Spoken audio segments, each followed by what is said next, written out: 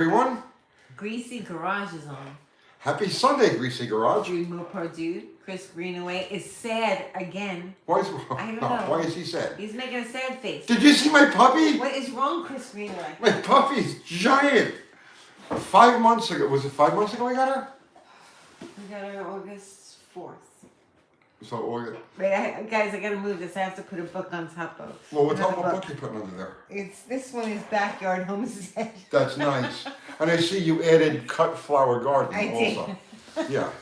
So August to September, October, November, December. So 5 months ago, she fit in the palm of my hand. We did a video here, and I had her on my hand, and now she's as big as I am. She's humongous. Okay. All right. See, Mexican Spec is here. What's happening, brother man? Bill McKiska, Dickie Farley, Ford LTD, 2 hats. Mike N. Chris Greenaway is sad again. Jeff got his digger. Jerry Franks, Food He sent me Bar. pictures of it. Nice. John M. J. Russell Finch, finally made alive, awesome.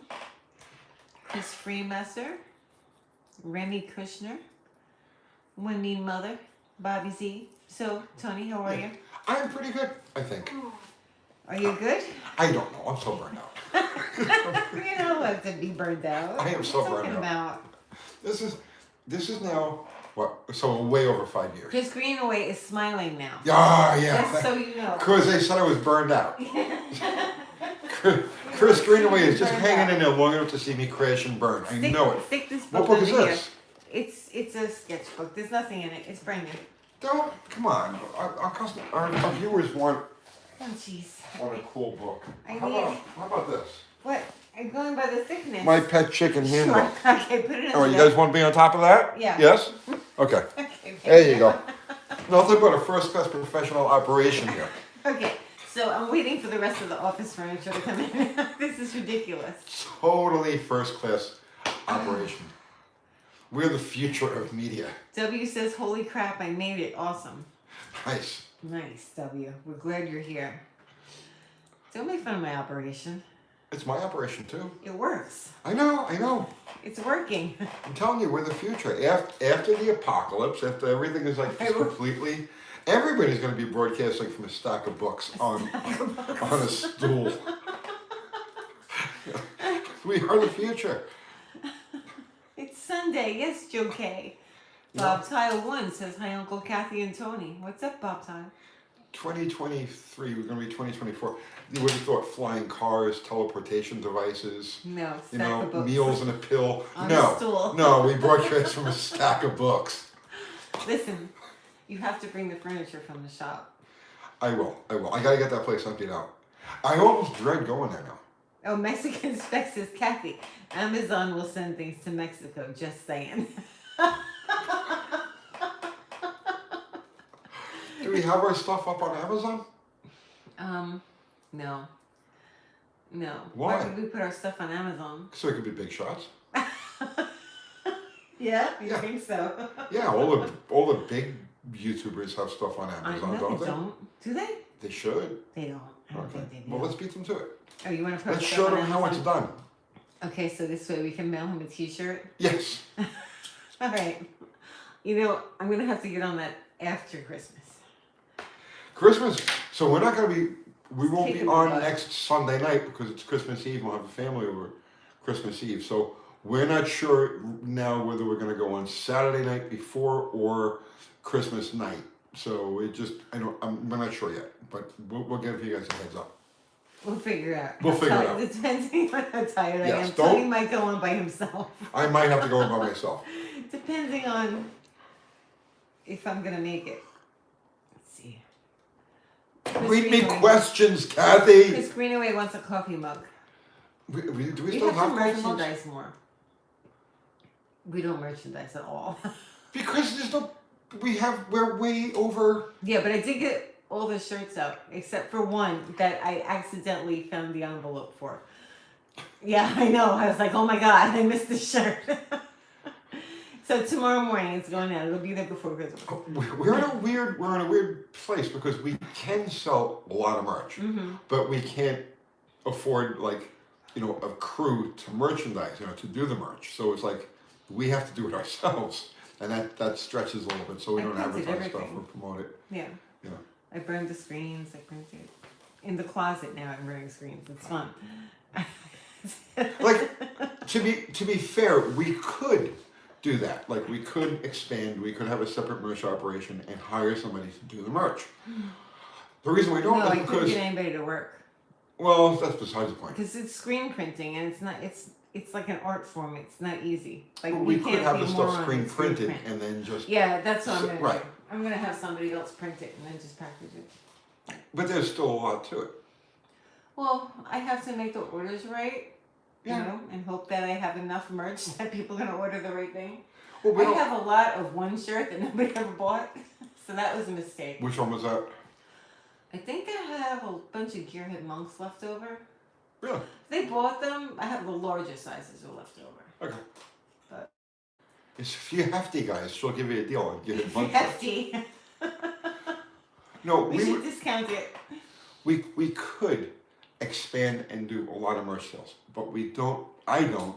I guess she would, but I don't want to because I don't want the burden. You know what I mean? It's Deal with the merch.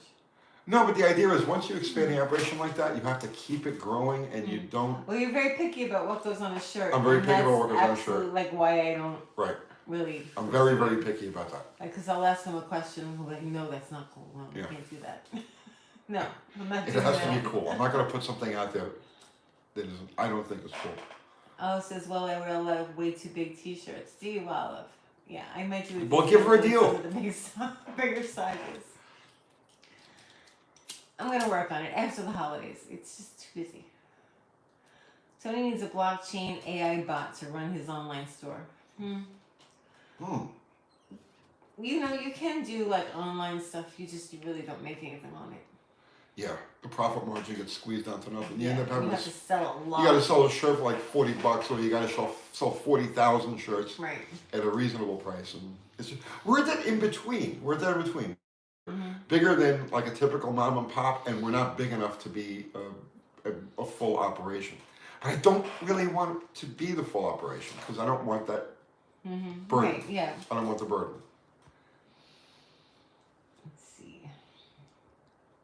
Someone pays you to sell your merch. What? Oh, you're talking about like Teespring? Yeah, we've done that. Yeah. It was I terrible. don't like it. It's terrible. Yeah, it was terrible. Hey, all seasons greetings. 672E Galaxy. Seems like merch is a huge moneymaker to some of these channels. Yes, it is. Some channels really like push their merch a lot. We don't. I was watching. I caught a video last week. Was it earlier this week? It's a smaller motorcycle channel. I don't remember the name of it.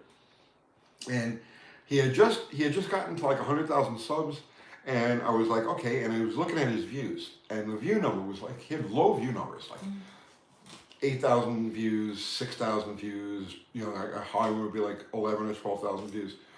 And I was like, okay, well that's moderate. That's like middle of the road. And then he was showing the parts operation that he built off of his channel, and he goes into this building, and it's like a Walmart of like motorcycle parts, and he built that whole thing off of just this small channel, which is, I mean, it's amazing. I just don't have that. I just don't have that head for it. You know what I mean? Mm-hmm. I don't have the head for it, but you could do amazing things with a relatively small channel. Mm-hmm.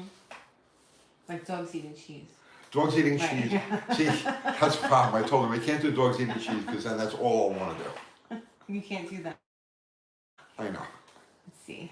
Phoenix Drake says, what was the coolest car you remember from high school? For me, it was a green 1969 Mercury Cougar Eliminator or an orange 1969 Chevrolet Camaro Z28. The coolest thing I remember from cars in high school, so I was like, let's see, that'd be like 1976, I guess. Or there, I was only in high school for 1 year. I got tossed out. But what I remember from high school was there were 3 Roadrunners. All 3 were black, and it was a 68, a 69, and a 70. And you'd always see them parked along the back. Like they went to Wagner High School, and at the front of the school, and then around the back of the school was where like the shops were, and it was just like a long parking area. And I remember seeing those 3 cars like fairly often, almost all the time, parked in that row. And it was like all 3 years of Roadrunner, and they were all black. That I remember pretty distinctly. But there was one kid that had a 454 Monte SS that I caught a ride in once. It was fast.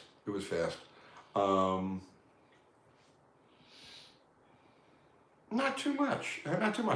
Mostly I remember from high school, I remember stealing the teachers' cars and taking them for joyrides. Because we would hang out in the auto parts, not the auto parts, the auto shop.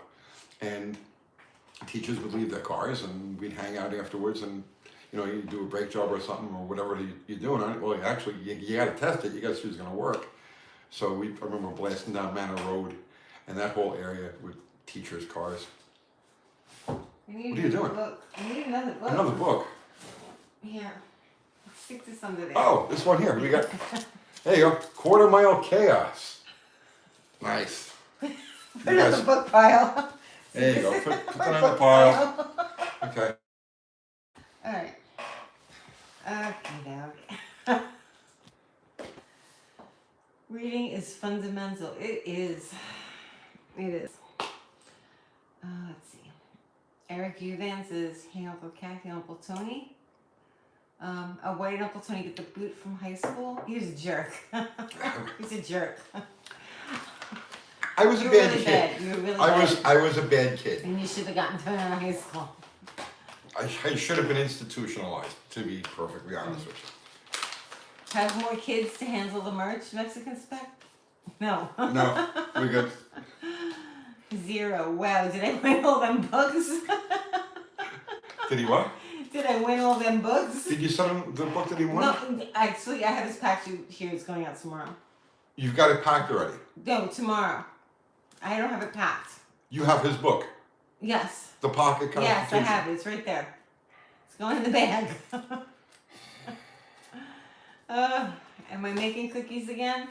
I thought I was. Yeah, we were supposed to do it last night. It's just chaos. It's just chaos. It seems like I told you time is sped up and I cannot get enough done. Zero says, haha, you guys are awesome. Just make sure he gets his Pocket Constitution. He's getting it. Let's see. Tiki Farley is here. Phoenix Drake says, I made some apple tarts. You want? Sure. What about rice balls? Probably. Should I make rice balls? You didn't make them last year. I did. No. I know. Seriously, you have to make. I have to make them this year. You have to make rice balls. And then we go on diets as soon as Christmas is over, right? You're gonna. I don't eat that much. Oh no. He doesn't eat that much. I bought you that big bag of pistachios. Yeah. And you're like, why do you buy this? You're like, they're expensive or something. And I'm like, they're not if you only eat like a portion of them, because then it lasts you like multiple days. No, the portion's not the whole bag. I'm from the old school, okay? A portion is whatever it is. So No, if it's a box of something or a bag of something, that's the portion. No, it's not the portion. That's the whole entire package. Oh my goodness. Lobo GTX says, hi Tony and Kathy, I'm happy to be back on the channel. Love you buddies. Love you too, Lobo GTX. Welcome back, Lobo GTX.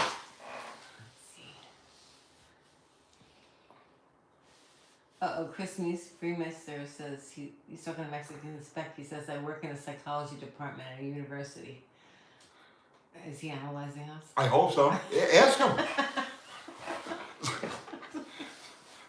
So what have you ascertained? Being a mental health professional, what have you gathered? He didn't say he was a health professional. He said he worked at a university. Close enough. No, it's not. What have you ascertained by watching our lives? Oh my goodness. Let's see. Joe K says a portion is the entire tub of cheese balls from Costco. Thank you. That's a man portion. A portion is whatever the container is the portion. No, that's not how that works. That's how women do it. I'll have 3 chips. That's a portion. No, it doesn't work like that. It doesn't work like that. No, we eat the bag. Oh my goodness. Chris says, yes, I've been analyzing you for years. The research paper comes out next month. I figured as much. I figured as much. Funny. Let's see. Let's see, this one portion. Tony is complicated, J. Russell Finn says. It's complicated. I have the giggles. I might have the giggles. When I get tired, I get the giggles. Let's see. No, I made no bones about it. I was a little, you know. John M says a portion is a 1 pound bag of pistachios. That's what it was. It was a 1 pound bag of pistachios. That's about right. That's about right. Well, half the weight is shells, so you're only really eating is a half a pound of nuts. Still, that's a lot. Not to me. They're tiny. Lower GCX says hit the like button. You know, it helps us if people hit the like button. It does help us if people hit the like button, and we need all the help we can get. Oh my goodness. Mexican spices pistachios are really expensive there. Are they? They can be, I guess. I buy them on sale. Yeah. Well, I'll only buy them if I see them on sale. Well, I mean, I don't want to come off like a cheap bastard, Oh, but you like, are. no, but a pound of pistachio nuts is like $10. No, I think it was like 7. No, 7 it's for the bag, but you're not supposed to eat the whole bag. It's a let's- treat. Let's not do this again. Yeah, the treat is a bag of pistachio nuts. Now, I'm not saying that $10 makes or breaks the bank, but it just seems like a lot of money. It is for a lot of money. a few nuts. But you're not supposed to eat the whole entire bag in one sitting. It's a big bag. All right, we're gonna keep going with this. Phoenix Drake says, I'm a cheapskate. Pistachios over here are about $12 a bag. Are they? Yeah, see? They can be, yeah. $10 That's because they only in grow in certain Massachusetts. areas. Yeah. Pistachios, you can't just grow pistachios anywhere. I don't remember the circumstance that they grow under, but it's like very particular. Yeah. Cashews are the same way. Chris Freemester says you both are nuts. Nice. Are we talking shelled or unshelled? Shelled. No, they're not shelled. Well, they're with the shell. Right, it's called Yeah. shelled. Yeah. Okay. Yeah. Okay. I eat a whole bag usually. Mace See, I'm not the only one? Mace Rat says. You're not the only No, we one. want pistachio nuts. That's We a don't- lot. Do we No, have I any know pistachio we don't nuts? have any because you said that to buy them. I handed you the bag and you're like, what'd you get these for?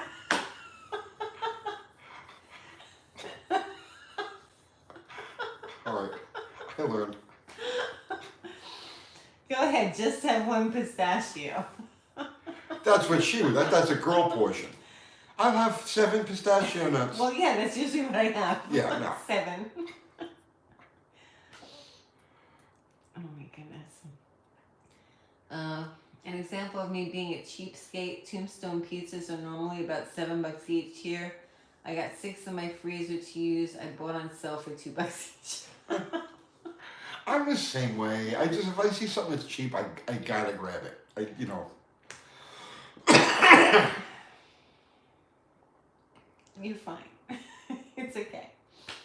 So, we're not going to be on before Christmas, so you don't know when we're going to be on? No, it'll either be the Saturday night or Sunday Christmas Day. Okay. Oh no, I'm sorry, Monday Christmas Day, because Christmas Eve is next Sunday, and we'll have people over, so we can't. Yeah, I'm not going on Christmas Eve. I know. Oh, okay. I don't expect you to. Okay, good. The bathroom at the shop, did you want to address that? I did in the video I did okay, today. the video. There's no bathroom. How you gonna go to the bathroom? Where's the bathroom? It's coming. It's coming. Relax. So you happy you're moving? Yes. You are? Yes. I dread going to the. It's not that I don't like the place.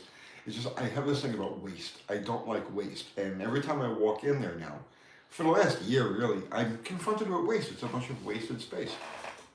I hate that.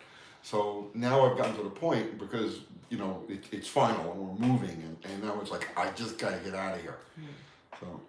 Sarah says, Boston Boss Lady, thanks again. Burgers and steaks, I'm high living. Excellent. Excellent. Good, Sarah. Let's see. I didn't notice there was no bathroom. Bad me. Well, it's just that open space right now. It's just the basic shop floor. But they're adding another whole section to the building behind it. That's what that slab is for and all the construction But you material. didn't talk about that in the video. Well, I didn't think I had Right, to. but I said it'll have all the comforts of home. Well, read between the lines. All the comforts of home. It'll have a bathroom. It'll have a seating area. It'll be nice. It'll be very it'll be good. It'll be very good. Is there enough outlets in there? Yes, there's outlets all along the wall. Let's see. Joe K says, let's say the current place and the new place are the same price. Would you still choose the new, smaller location? Yes. You would? Yes. Again, it's just a big empty space. When you have other people working there and other people doing projects, it's different because there's activity. And you say, well, okay, so-and-so was doing that over there, and so-and-so was doing that over there, and I'm going to have so-and-so bring this thing in here. It's completely different when it's just, it's silence. And it's just like, as far as you can see that way, as far as you can see that way, it was like there's no activity. And it's like, this is just a waste, and I don't like that. The biggest problem I have with it, I noticed you've gotten very messy. Extremely messy, because I've lost the will to clean up after myself. But there was some messy in there to begin with, and you were cleaning up after everybody when they left. I was cleaning up after everybody. It was pretty bad. But let's not even go there. Let's not go there. Yeah. I was janitor Tony for a while. Janitor Tony. It was bad. There's so much stuff that we know that you guys have no idea. I won't say anything. I'm going to read another comment. Yeah. Will you get a car lift in the new shop? No lift. So, what was I saying? I don't know. Oh, the messy. Well, no, not just that, but so the toolbox and the tool areas at the front. And so if you're going to work on something, see, I said that in a video. I says, you got to go all the way over there, your toolbox is over there, and you get people like, get a tool cart, put your tools on the tool cart. Well, that doesn't always work. How do you know they sound like that? I don't know if they sound like that. I'm pretty sure they sound like that. Just put your stuff on a tool cart. Like I'm an idiot. Like I've never heard of a tool cart or owned a tool cart. I know what a freaking tool cart is. But when you're working on something way across the room, you're literally 60 feet away, and it's like, oh shit, okay, I need a wire stripper. Okay, you go get the wire stripper. All right, I cut the wire too short. I gotta go get another piece of wire, and you just keep going and going. And it's like you're always going back and forth, back and forth, back and forth. You can't put your whole life on the tool cart. What you need? You know what I'm gonna get you for Christmas? A tool cart? Roller skates. Yeah, I think somebody else said that too. Get roller skates, and you can just glide back and forth. You can do a pirouette. Please. Franco says I'm in. Frankie, you gotta come down to Tennessee, man. You gotta come hang out. A tool cart with a good 60-foot time. J. Russell Finch says, what's the new shop address, Tony? It's 1313 Mockingbird Lane. Tulsa, Oklahoma. Let's see. Tony, when are we going to get the 68 Roadrunner? You said this year. Chris Greenaway said. You better answer Chris Greenaway so he's not sad. Well, Chris, I lied to you. Sometimes I'll just lie because it's more convenient to lie. So, I don't take it personally. No, nobody does. So you want roller skates? Do you think it's a good idea? Yeah, I'm good. I'm good. A car hop. Yes. That's right, Zero. Why don't you get a tool cart? Sorry.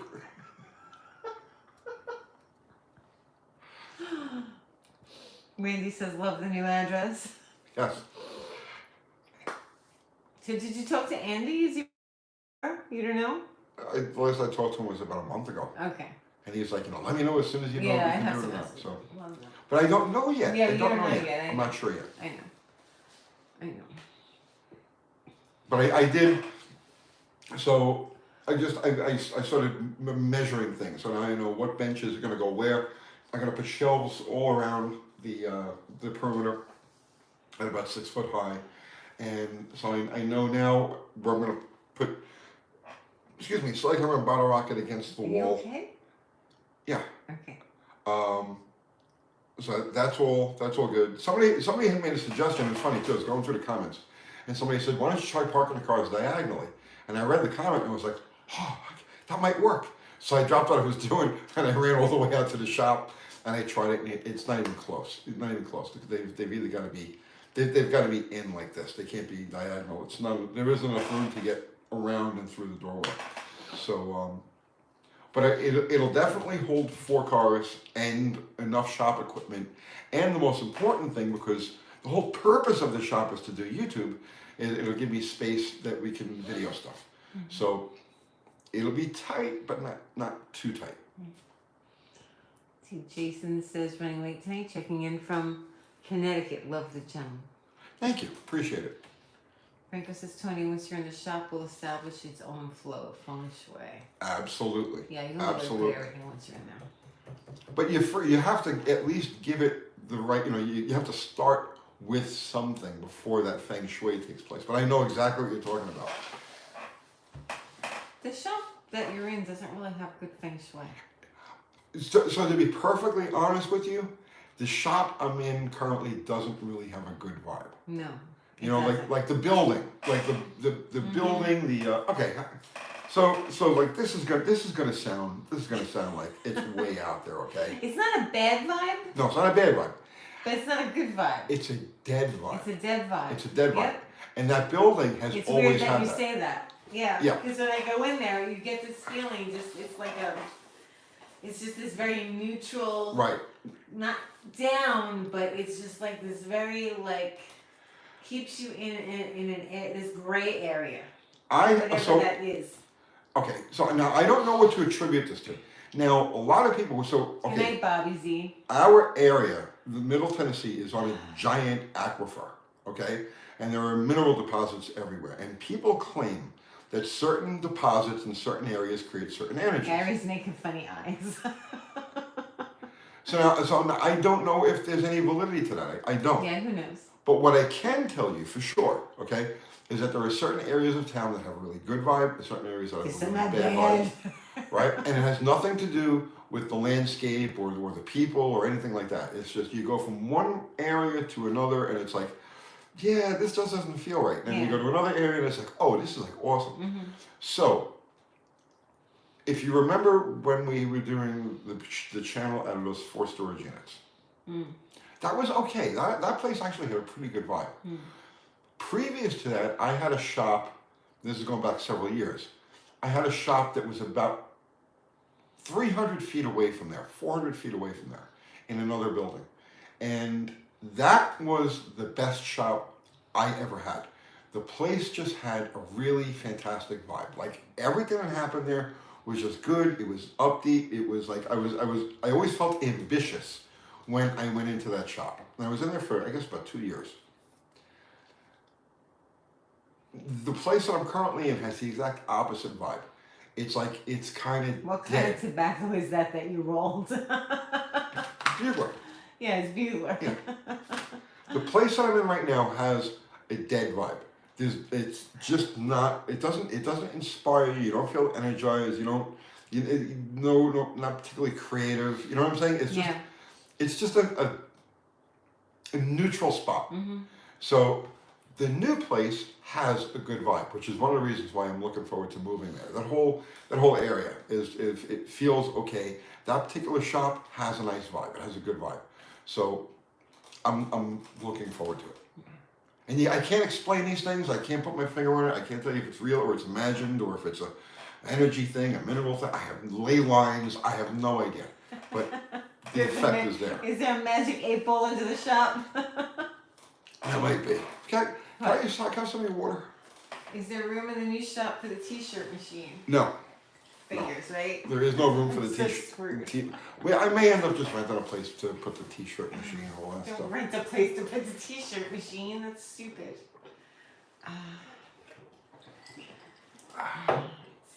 Rich, creamy water. I was gonna say, drink of that. You didn't give it back. Here. Oh my goodness. Thank you. You just guzzled the whole thing. I took a sip. Okay. A lot of it could be neighbors, nearby facilities, surrounding land. No, the neighbors. Well, no, the neighbors are kind of just neutral too. I can't put my finger on it. Auntie says we looked at some land and had a dead vibe, abandoned shed, random trash, couldn't even hear any birds. You did hear birds there though. There were birds there. There's more birds here. In the place. Yeah, there's more birds here at this house. Yeah, there's birds. I'm not saying it's a bad vibe. I'm saying it's a neutral vibe. It's like there's just no energy. It's just there's no life to it. There's no life to it. Mm-hmm. Has the wildlife vacated? They know things. No, I think there's still birds in there, right? Yeah, there's still birds in there. I think there's a whole family of birds, and they have their little ways in and out, I guess, and that's just they like it in there. Kentucky is haunted. Let's see. I have to say, taking the path by the old graveyard was not the best idea. Let's see. People get restless. Remy Kushner says. You get restless, Tony? All the time. Yeah. I'm always restless. Thumper says I have bats that come out at dusk and gather skeeters. They're my pet bats. Nice. Nice. We could use some bats out here. Mm-hmm. Yeah, we get crazy mosquitoes. Yeah. Birds even hang out in Home Depot, but there's bird seed pellets there. Yeah. Zero posted something. What is that? Is that tornadoes? I can't tell what that is. We have tornadoes coming? I don't know. I don't think so. Let's see. Chris Greenaway says, I have a few stories from my cousin trucking that are paranormal. You guys need some shop crystals? Listen, I've seen so much that I can't explain, but of course my life, I don't discount anything. So okay, so Shoehorn Jackson says, do you ever get bad vibes from cars? Are there cars that you get bad vibes from? Yes, absolutely. Yeah, absolutely. Like which ones? Oh, I can't be specific, but a car doesn't find its way into my world unless it's got good energy. You know, and I'm really that I'm very tuned into. If a car doesn't have a good vibe, or it's just a neutral vibe or a dead vibe, I don't bother with it. It doesn't matter what it is, what the price is, or anything like that. Or I'll part it out. Back in the old days, I haven't parted out a car in 6 years now, but cars that have that dead kind of vibe got parted out, and the ones that didn't got saved. Slaghammer is an example of that. That was a car, it was a parts car, but I didn't have the heart to like do the final cuts on it. You know what I mean? And I left it sit because something told me this car just says, I want to live, right? And that was its second. So what happened with that car was I bought it as a parts car, okay? And it was a running 273 4-door Valiant. And it was rough. Like it wasn't desirable. It was really nothing to save on the car. But it was really rough. And it had sat in this guy's backyard since his aunt died, whatever it was, for like 10 years. Whatever it was. And I brought the car, I got the car running, and I used it every day for, I don't know, a month, okay? And it was, a running, driving 273 Valiant, rough, 4-door. So, make a long story short, I had somebody who needed a front clip off the car and needed, I think, a frame rail and something else. I forgot what it was. So I says, you know what, I'm just going to part this thing because this car has no future. Nobody else is going to want it. I don't really want to have use for it. So I sold the front clip off of it and I cut one of the frame rails out of it. And then I sold another frame rail off of it. And I sold like the wiring harnesses. I sold the gauge cluster. I sold all of the stuff. And it was the only car I had left. I had all of the parts cars. And I had it sitting way in the back of the lot, where I kept the parts cars at. And I just didn't have the heart. There wasn't much left to it. There wasn't much left to it. Nothing left to it. Yeah, it was really bad. Yeah, and you can see that car in the background of early videos that we did. But it was like, I didn't have the heart to cut it. So this was like the second time I saved it, you know what I mean? And then I says, well, you know what, I'm just gonna mount it on that truck chassis. And that's how the whole Slaghammer thing got started. But that was a car that just had this vibe that said, I wanna live. And so now it's living. Cholton Zimmerman says, do you have a Christine car story? No, we did have We did have a period of time when we had a curse on us. No, the Roadrunner won't let anybody else drive it. My Charger, you mean? The Roadrunner, the '68 with you parked it the jeans with a radiator and the shifter came out of it. Oh, yeah. Like, there's a lot of different things. Yeah. People couldn't drive the Roadrunner. Yeah, that's like, true. Weird stuff used to happen. My Charger didn't like you at all. My Charger, every time I took the car out, if she was in it, I could run around with that car. Get stuck. I go around with that car all day. Everything was great. You know, perfect running car. And then I go and pick her up, and like within 2 miles, it'd be overheating, or it would spring a leak, or whatever would happen. An electrical system would melt down. There was that one time with Paul Antonis. When we met Paul Antonis, do you remember that? When we met Paul? Well, I knew Paul from high school. Yeah, but I didn't know. Mm-hmm. Right. So I pick her up, okay, and we were going down a gateway to go hang out. It's a beach area on Staten Island, right? So on the road in there, there was like a set of whoop-de-doos to it, okay? So you're driving along, it's like all normal, and then it starts doing less, okay? So as I'm going over the whoop-de-doos, the headlights go out. What happened here? So I pull over to the side of the road, and I'm trying to figure out what happened, why the headlights go out. So as I'm working on it, I hear another car coming. It sounds like my car. And I look up, and it's a black '69 Charger. And '69 Charger? Antonis' car. No, he had The Barracuda. Before that, he had a Charger. The Barracuda was ours. Did he have a Charger? Yes. So. Did he? Yes. So he was coming the other way, hit the same bumps, and his headlights went out too. That's so we had two '69 Chargers, one facing this way, one facing this way. Both of us put our headlights out at the same time. Mm-hmm. And we're still friends to this day. Mm-hmm. But that was, yeah, a lot of weird stuff. A lot of weird stuff like that. Mostly I remember the '68 Roadrunner. Wouldn't let anybody else drive it. Yeah. But it happened often enough to be like, okay, just don't try and give it to anybody. That car was such a wreck. I had several motors in that thing. It was a '68 Roadrunner. Several different engines in it, and at one point I had spun a rod in a good engine that was in there, and I had like an old like a '62 383 that was just laying around, and I said, all right, well, I'll just stick that in there until I get another engine together for it. So I stuck it in there, and this thing it just blew oil out of it. It was weak. It had like no compression. It would just dump oil out of the tailpipes. But all the car had to do was just get me around, right? But anytime I'd lean on the car, what would happen? Oh, what, the Roadrunner? Yeah. No, go ahead. What would happen? I don't know. It would get up and run. Yeah, it would. You know, you drive it down the road and it's just wheezy. You're like, oh, this engine is dead, right? Mm-hmm. But you pull up next to a stoplight next to something and they want to play, right? And all of a sudden it was like, yeah, let's go. And the thing would actually get up and run. It was a happy car. It was a happy car. It liked both of us. Yes. Which was nice.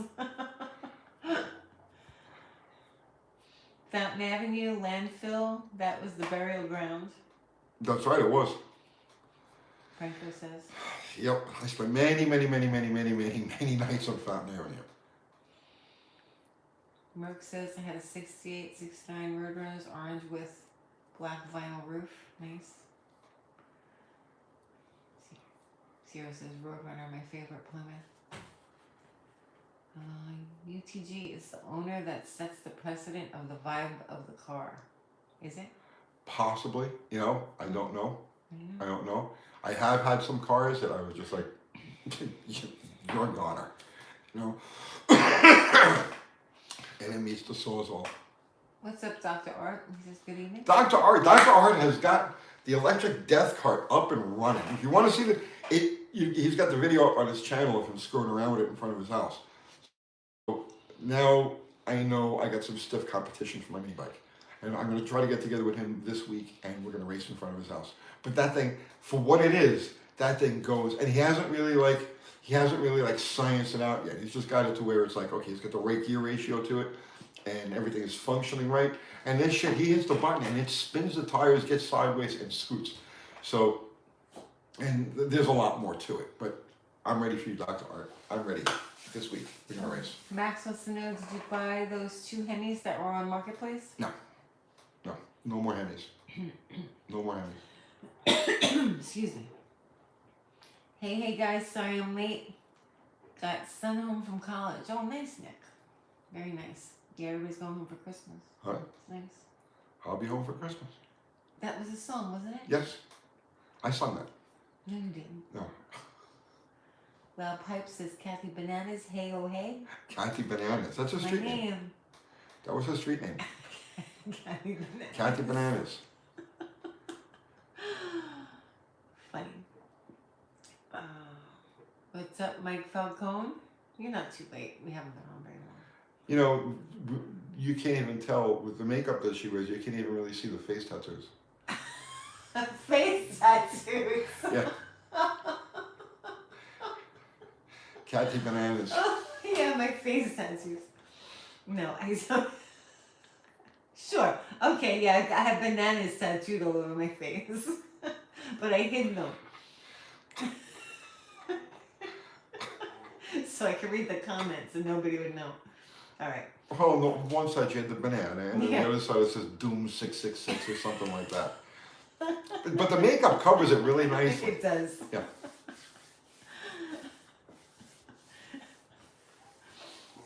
Oh my goodness. You mean those Mike Tyson face tattoos she got on a dare? Yeah, those. Why was she bananas for hooking up with you, Tony? Long story. That was her street name, Kathy My Bananas. street.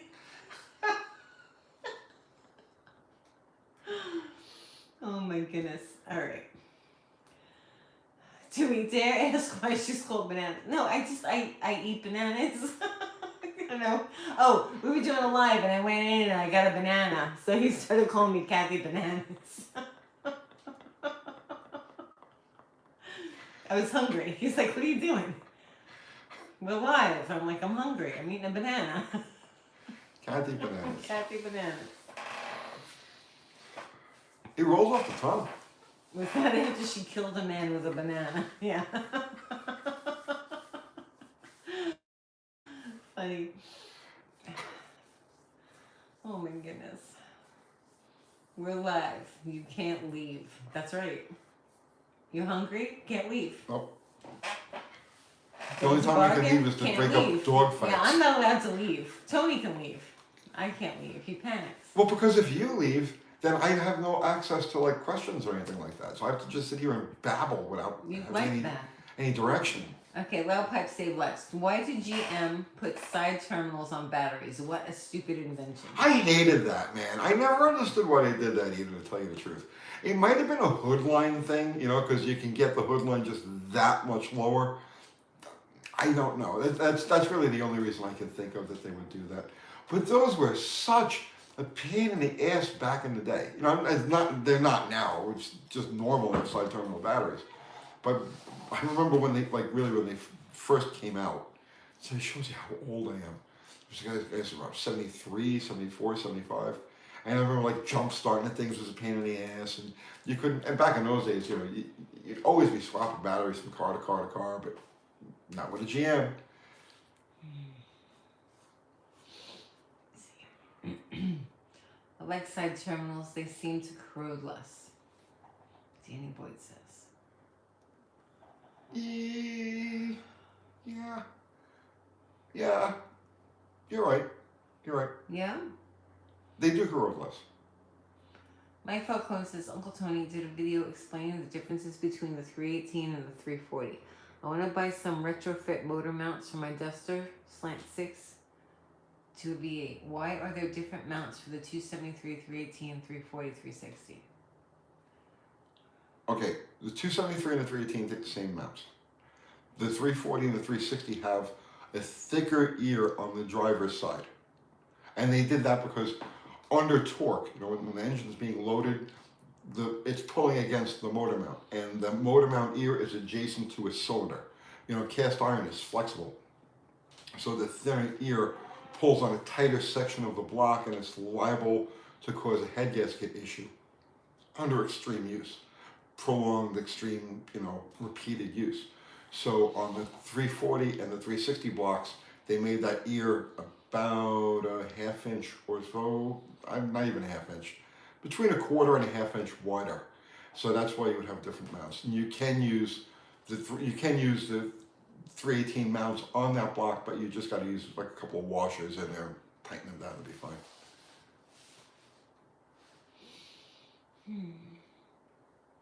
Let's see. Are you moving with help or by yourself to the new shop? I'm not going to say anything. The last time I moved, I had help. And one of the problems with that was that if you have other people help you move a shop, they don't know how things are supposed to go or where they're supposed to go or anything like that. So, true story now, when we moved from the storage place to the shop that I'm in now, I had somebody help me. And they gathered up a lot of random stuff and put it in random boxes and dropped it in the section where I says, just drop it over there and I'll sort it out. And it was such an insane clusterfuck of parts, random, assorted, weird parts, that pile is still there. It's been raided a bunch of times, you know. Oh, I need a timing chain cover. Oh, there's one in that pile. Oh, I need an oil pump, an oil slinger for the. It's there in that pile, right?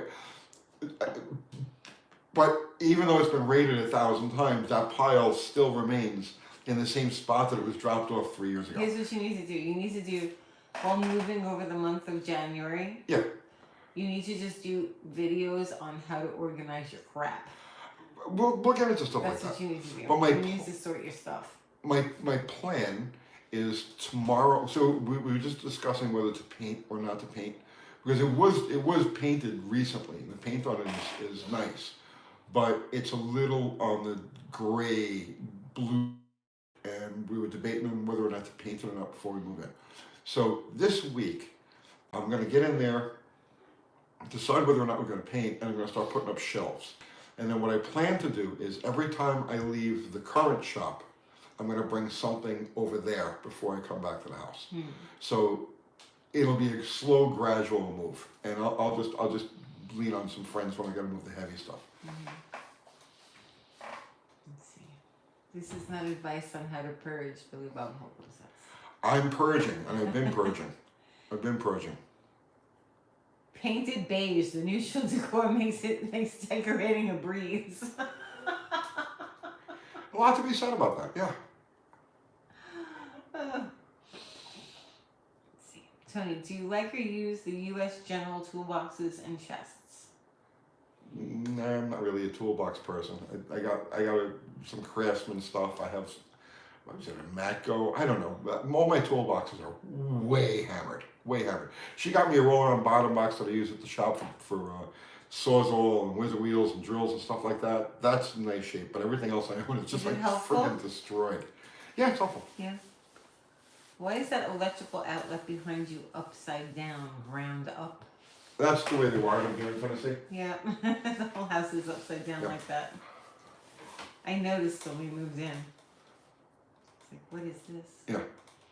And the doorknobs, the locks on the doors are backwards from New York. Weird.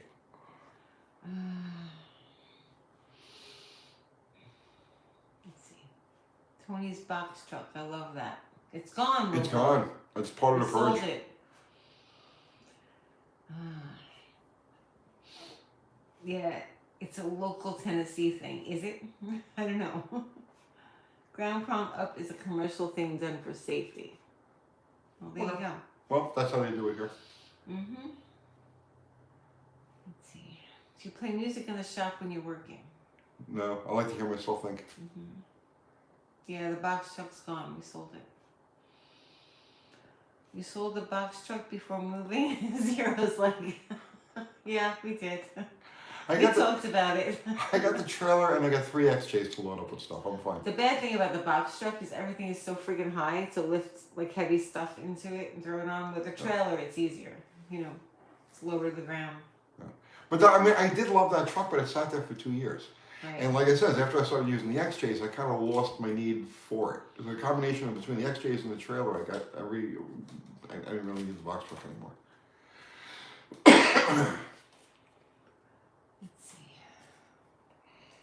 actually the correct way, but no one does it. Oh, that's the correct way. To put the outlets. Well, Interesting. I'll go with that. Folks rent that same box truck to move, just saying. 0 cents. Zero, I would have given you the thing if you were closer. It's your fault, Zero, for living so far away. You could have used it to move your shit to Tennessee. Right. It's not really big enough to move a house. No, but you could live in It's it. pretty small. Oh, no, you can't live in it. You could have lived in that. It almost killed us. What are you talking about? Oh, yeah, well, that Yeah, was... there's no insulation. Let's see. Scott Zero says, B-Body Torsion Bar Cross member, rot in New Jersey car, runs and not rotted through, but want to slap in some welded crude braces to save it. What do you think? You know, you could try. I don't know. There's a lot of tension on that cross member. So the you can weld on the braces. Well, I guess if you can encompass the socket that the torsion bar fits into the welding of a brace, that might help. But whatever you do, you got to do something to stop it from rusting any further. Because tell me that particular section of the car is under a lot of stress. Your brother is on. He says, "Happy Christmas, John. Happy Christmas, Yoko. Happy Christmas, John." Happy Christmas, Noel James. I wonder if he's making rice balls. Probably not. Probably not. You making rice balls, James? What are you making? Kathy, is the electrical outlet behind Tony controlled by a wall switch? You know, I don't even know. We don't. No. There's 2 wall switches there, so one of them controls something. I don't know. We don't use any of those. It's too, high tech for us. Yeah. We use the one that puts the overhead light on, and that's it. Does Tony like the Doors or Hendrix? Yes. Well, not all of it. So a lot of Doors stuff is not really listenable to me, right? Mm. But a lot of it is like epic. And I tend to like the stuff that most people don't really like. Let's see. J. Russell Finch, Tony, do you still have the back storage at your old shop? Yes. Yeah. The switches are not real. Okay. Yeah, Merry Christmas, Uncle Normal. Let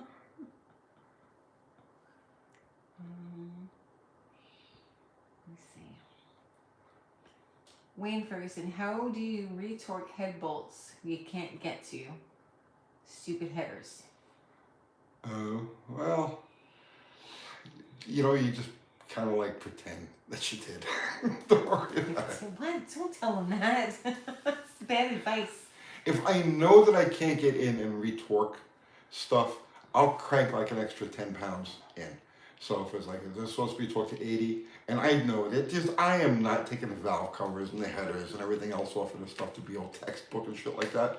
I'll crank an extra 10 pounds in and don't worry about it. What does 21 for Christmas, Viofly says? 0. I have way too much. What are you eating for Christmas dinner? I make a tenderloin, a beef tenderloin, every year. It's becoming a tradition now. I make a beef tenderloin with a cream and mushroom sauce. Because Tony doesn't eat fish. I don't eat fish. But I make fish for the rest of us. I want the confetti. Did we bake any more cookies since last week? No, not yet. No. We're Not yet. We were supposed to do it on Friday and we didn't. We got all wrapped up with other stuff. 6. What about the tow truck? Hope you guys didn't sell that. It's a sweet truck. No, I'm keeping that. That's a Swiss Army knife. And that's gonna actually come in handy with the move because I got to lift engines and stuff like that. So yeah, definitely. I'm putting the boom back on it. So we're gonna work on that. Can I work on that to make it nice? You can. We're keeping it. Yeah. We're gonna use it. Yeah, I definitely decided to keep that. Okay. What is that noise? It's one of the dogs scratching themselves at the door. How about consumable Christmas gifts? I want my Tony's a confetti. foodie. We're 2 of 10 It's 1,500 away from number one. So you guys probably aren't aware of this, okay? But when you do YouTube, right?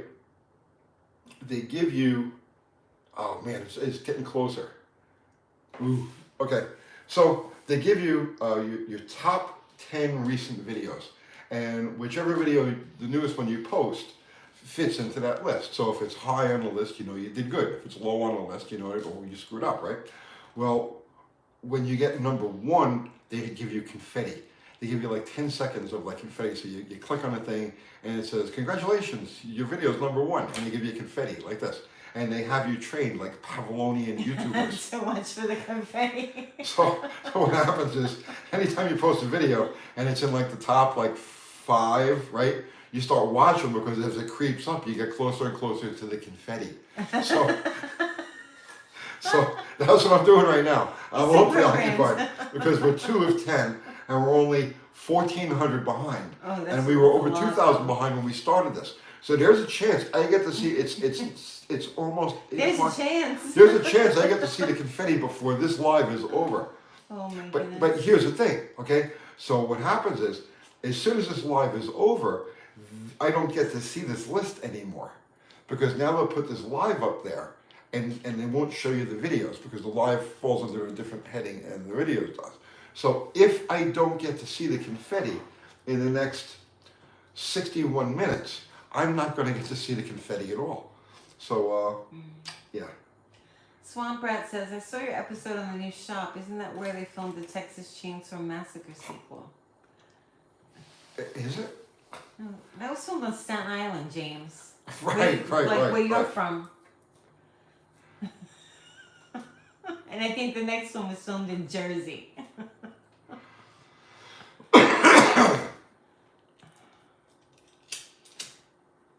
Dr. Bombay, what? Dr. Vinny Bombach. Let's see. 100 Guru sent you super chat. Thank you.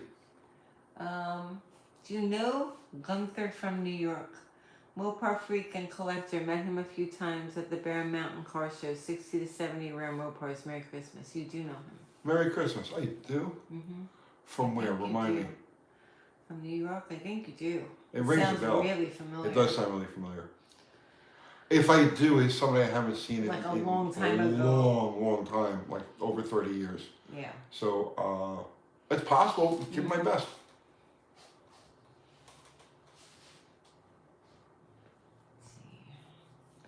What has the world come to with Uncle Tony cheering on confetti? I don't know. No, dude, you don't understand. He's brainwashed. When you do YouTube, that's your reward. That's like if you're in the if you're in like the army or something, the military, and they give you a medal. You know what I mean? It's like I got a medal. Well, when you're a YouTuber, the confetti is like that's your reward. Oh. So if I keep refreshing this, it's because I really want my confetti. 16,000. Okay, we're back. Oh no, it's spread out again. 1,400 behind number one. Arr. Confetti obsession. Yeah, it was right. You're nuts. Will the muscle car go the way of the Model T and Model A? Out of fashion and obsolete. Okay, the muscle car part of it is probably going to mute itself because performance standards have changed, right? So the muscle car part of the classic car thing is probably going to become less and less and less important. On the other hand, cars built between 1955, 60, okay, would be about the early part, and up till about 1975, 80 are always going to be appreciated because they have a very unique spot. They represent the pinnacle of analog technology. So your high watermark is 1970 in that. So anything, let's say 10 years before, 10 years after that high watermark will always be sought after. Not because of muscle cars, but because of the social era, the technological era. There's a lot of significance to those cars, the styling, the ideas behind the styling, the marketing, that are very unique, very iconic. And I can tell you, beyond the shadow of a doubt, 300 years from now, 500 years from now, when people are looking to collect antique, classic cars from that era are still going to be sought after. Okay. Isn't January a bad month for video commercials? Are we going to get any lame duck videos? Please try and make another one like the lawnmower. Will it run? So what happens is we go from November, October, like middle of October, and all through November, and then all through December. December starts to lag off. Starts to lag off a little bit, but still high. September, October. Yeah, those are our highest paying months. So we get paid more per video, per 1,000 views during this period of time than any other time in the month, the year rather. And then January 1st happens, and when January 1st happens, it plummets. Like now typically you'll get the CPM is gonna be like $22, $26, like that. Sometimes it goes as high as $30, $35. Just depends on the video. All the time. Every once in a while, you get one that goes like over $30. So, and we get 55% of that.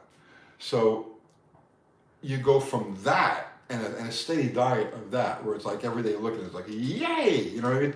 And then January 1st comes, and it's like that $28. Get on the cheese line, Kathy. Yeah, it becomes like $3. And it's like Go get the government cheese. I'm telling you. Every YouTuber on the planet, sometime around the second week of January, starts to question their life choices. I swear to God, every single YouTuber out there around the second week of January is Googling, what happened to my CPM? Why is my CPM so low? It happens every year. And then it stays low all the way through February. And then towards the end of February, it starts to kick up a little bit. And then in March, in April, starts to get better. March, April, May, it's really good. June it tapers off, and in July it plummets again. August is like July and August are doom months. So as YouTubers, we struggle through 4 months out of the year, and then it's like it's bonanza the rest of the time. Points and carburetors forever. Yes. Smash the like button. Yes. You know what they should do? They should go like all of our videos. No, I don't like all of our videos. I don't like all of our videos. I don't like all of our videos either. I go back and watch a video that we did 2 weeks ago, 2 months ago, 2 years ago, and I'm like, what the hell was I thinking? What kind of mess is this?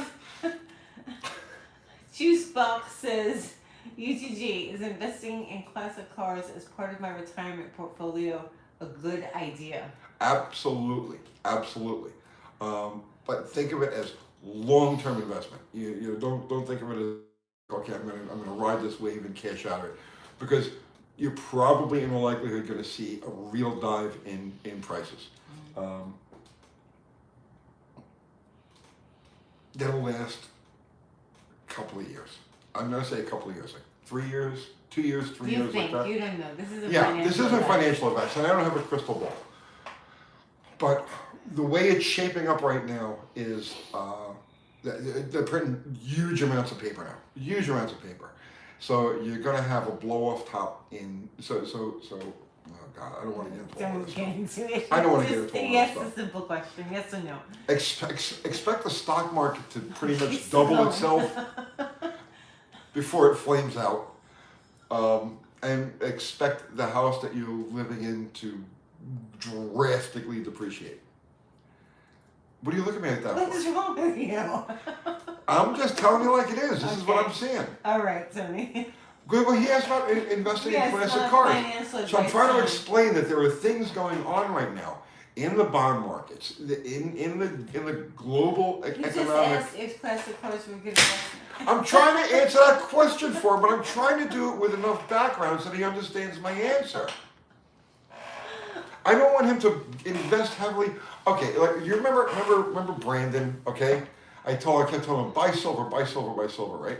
So this is back around. This is when we first moved here. Okay, and it was like $5 an ounce, and then it went to like $8 an ounce, and then it went back down for like $4. And he was like, I lost all my money because of you. And I was like, I didn't tell you to buy it and trade it. I said, buy it and sit on it.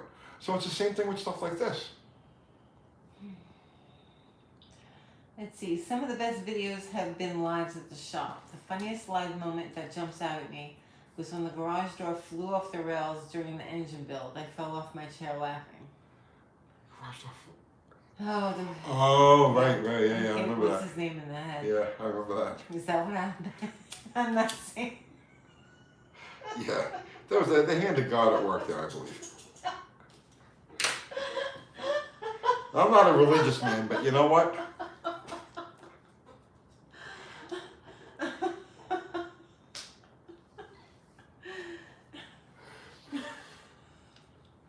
Your brother says it's like the Hess truck collector guy. Are you like the Hess truck collector? No, Hess trucks are pure nostalgia. Those things only count to people who they meant something to when they were kids. Once that generation is gone, those trucks are meaningless. They don't mean anything. The cars are a different story entirely. But in classic cars, specifically that middle 1970s are high watermark. So 10 years either side of that. And it doesn't matter if it's a muscle car or just a regular daily drive, 6-cylinder Nova. It doesn't make any difference. If it's from that era, long term, right? Long term, it can be a fantastic investment. Short term, not so much. Like you'll buy something now and lose money on it over the next 2 or 3 years. But don't stress that. Just wait past that, and you're gonna. This is the time to accumulate. Any dip in prices in the classic car market is the time to buy, if you're investment minded. When a classic car that has a frame that rusts apart along the body, it may not be worth saving, Travis Moore says. Not true. Not true. Those things are all, just about everything you can think of for the more popular cars is available through the aftermarket. The tooling is all there. You can buy frames for these things. You can buy sections. You can buy all of that stuff, or it can be fabricated. Don't worry about stuff like that. Let's see. Leighton says, what has been your experience with polyurethane bushings? None. The only polyurethane bushing I ever installed on anything were the lower control arm bushings I put in my '67 Charger this last year. And whether they made the car ride better or not, I have no idea. I don't really care. But it was so much easier than doing the standard control arm bushings. From now on, everything I got to put lower control arm bushings is going to get the polyurethane ones. But I'm not a handling guy, so you can't really ask me questions about whether they're good or not. I think they're good. People buy them and use them all the time. Loud Pipe Save Lives sent you super chat. Thank you. I love the videos on cars valued down to zero. In the mid-90s, I was a teenager and would buy G-bodies for $50 just to romp in the woods. I wish I knew how things were going to be like today. Yep. G-bodies are another fantastic investment. I said that the cutoff like 10 years either side of 1970, but there are exceptions, and Fox Mustangs and G-bodies are definite exceptions. And I think that the G-body, long term, way in the future, I think the G-body is going to be the more desirable of the two. Yeah? Yes, absolutely. They're very popular. Yeah, now people, there's a lot of popular, like Panther cars and shit. There's a lot of popularity with that. Because they are reliable, they're good, they're abundant, they're cheap, they're fun to work with. But they don't have the long-term historic staying power that some of these other types of cars do.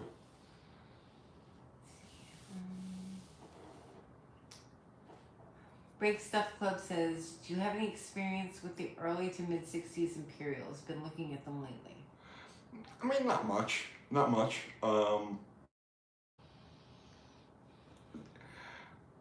only thing I can tell you with those cars is that they're very much more difficult to work with and attain parts for than the typical Mopar of the era. Parts. Yeah. We were looking at one, and like the parts were just not really. Right. Well, I wanted a '62, right? And then I started hunting around, looking to see, like simple things that are completely unobtainable.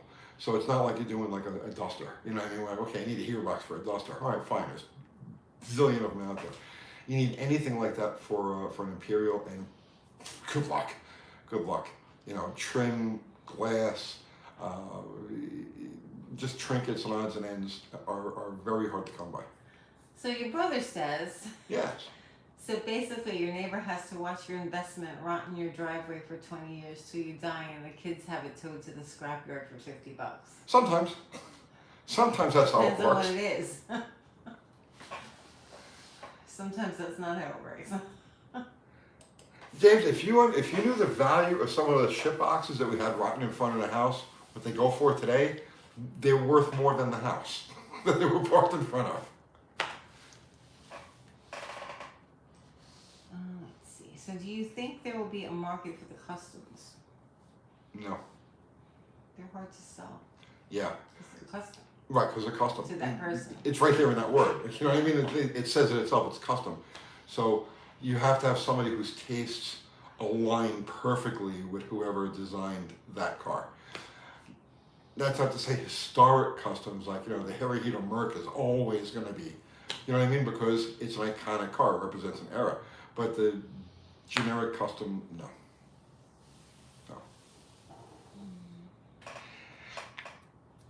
If you happen to come across like a known 60s or early 70s show rod, I think those things will be worth a lot of money because they're about the era.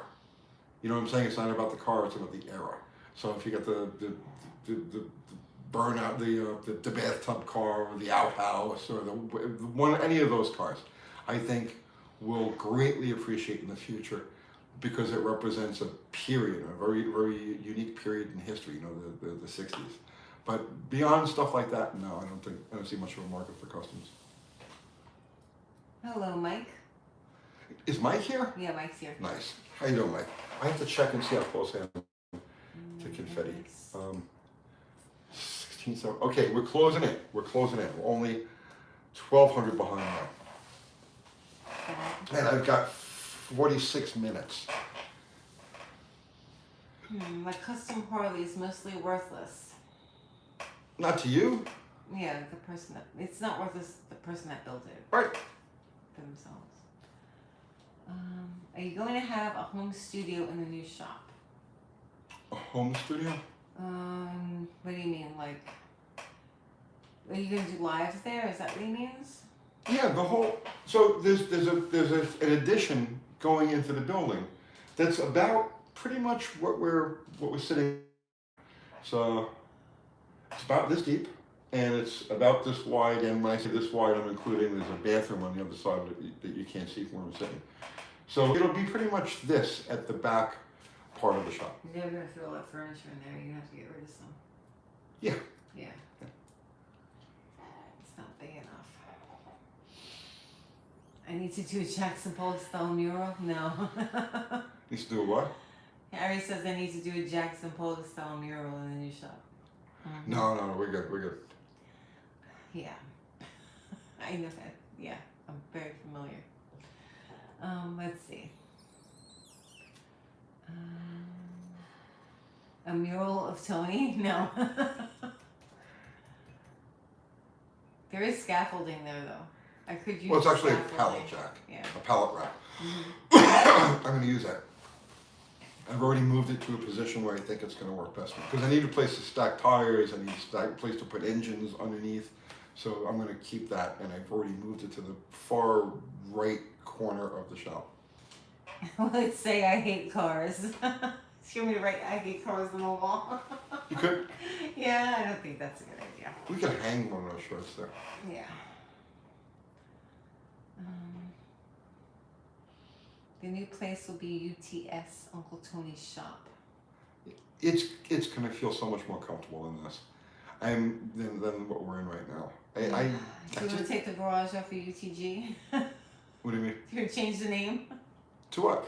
Uncle Tony's shop, UTS? No, it's more of a garage than what we're in right now. That's true. Which Pollock? Let's see. I saw some 69 Mustangs that were built as copies of the original that cost from 40 to 50 grand. Travis Moore says. Pollock was a hack. Yes, Zero. Pushed by the CIA. He was a hack. He was used.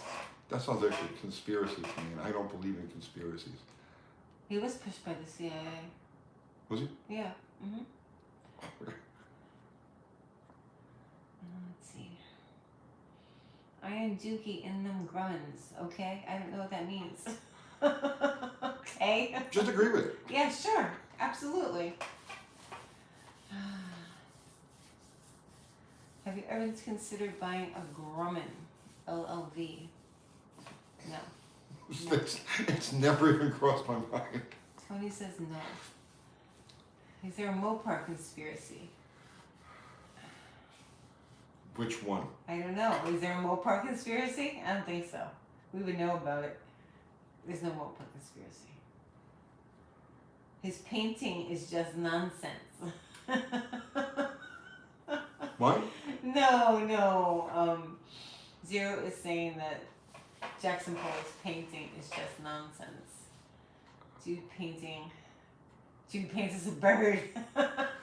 See, now I'm not familiar with any of this. I'm very So, familiar with it. okay, but I I'm can not. talk about it all day. I have to see this. So what's his name? Jackson Pollock. You know exactly what it is. I've showed it to you before. Yeah, but I don't recall what it is. Spell it Pollock. There it is. Pollo. American painter. Yes. Okay. Why? Right. Yes. The fuck is that? Abstract expressionism. Yeah. He got paid for that, right? He very much so. Ah, jeez. Mm-hmm. Tell YouTube I want more money. Okay. Do I think a Mondrian pattern seat cover is too much? Yes, I think that's too much, Jerry. We're only 1,100 behind now. Okay. Okay. I'm only 1,100 behind. 41 minutes to go. Mondrian seat cover. What is it? Mondrian. What's Mondrian? You can Google it. What? Spell that. M-O-D. M-O-N-D. R-I-A-N. M-O-N-D. Piet Mondrian? Yes. Dutch painter? Mm-hmm. Oh, jeez. And he got paid for that, huh? Yes, he got paid as well. Have It's you all guys- run by the CIA, Tony. Have you guys seen this shit? Find out. He got paid for this. Spooks. It's all run by spooks. Okay. Yeah. At least it doesn't have like many breasts and.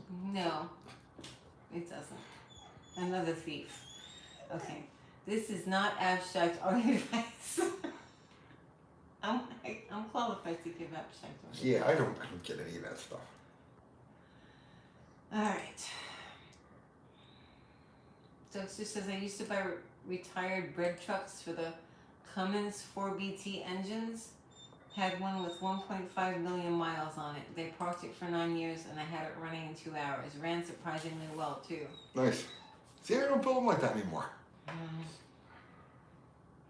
Try that with your Rivian.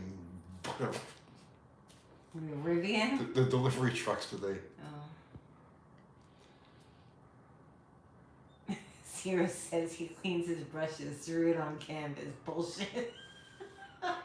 That's about what it looks like, bro. That's about what it looks like. Pollock's story is funny as hell. It's amusing. Let's see. Swamp Rat says that same guy's friend just told him to Google and he had the same reaction you did. Your brother, he's like Don Rickles. If you're gonna get trolled, at least get trolled by By your blood. family. Exactly. But I'm bummed. Oh my goodness. What style is the Plymouth cartoonish ads? What style is that? to know a lot about that. I It's completely illustration. forgot about it. What was the guy's name? I don't remember. Williams? Something Williams. The advertising company was Young and Rubicam. Mm. And the artist was, because I saw other art that he did, and you could see, you know, non-car art, and you could see the influences. But I don't remember his name. I don't remember his name. Where are the cookies? Where are the cookies? They're inside. Inside. Yeah.